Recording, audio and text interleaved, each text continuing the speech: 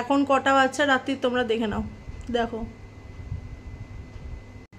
এত রাত্রিবেলায় আমরা এখন খেয়ে এলাম রেস্টুরেন্ট থেকে, পুরো ফ্যামিলির মধ্যে আমরা 3 মেম্বার্স, আমি, আমার হাজব্যান্ড আর ছেলে, সেটা তোমরা পরিষ্কার জানোই। এবারে মানে আমরা খেয়ে জাস্ট বাড়িতে এসছি, চেঞ্জ করে বসেছি। আর আমি অন্যদিন হিন্দিতে কথা বলি, কিন্তু আজকে বাংলাতে বলছি, বুঝে নিও। যদি কারো অসুবিধা হয় কমেন্টে জানিও, নেক্সট টাইম আমি হিন্দিতেই বলে দেবো, কোনো সমস্যা নেই। মানে পাঞ্জাব রেস্টুরেন্টে খেতে গেছিলাম, সেখান থেকে জাস্ট এসে বসেছি। আমার হাজব্যান্ডের ফোনে মানে দেখাচ্ছে যে চলে এসছে, মানে আমার পাঞ্জাব রেস্টুরেন্টে খেতে গেছি সেই সমস্ত কিছু অ্যাক্টিভিটি মানে ফোনে দেখাচ্ছে। তাই মানে আমরা যেটুকুনি বুঝতে পারলাম সেটা থেকে যে তুমি যতটা স্মার্ট আর আমি যতটা স্মার্ট, তার থেকেও বেশি স্মার্ট হচ্ছে আমাদের হাতের ফোন। তো যাই করো না কেন আজকালকার ডেটে খুব বুঝে শুনে ভেবে চিন্তে করো।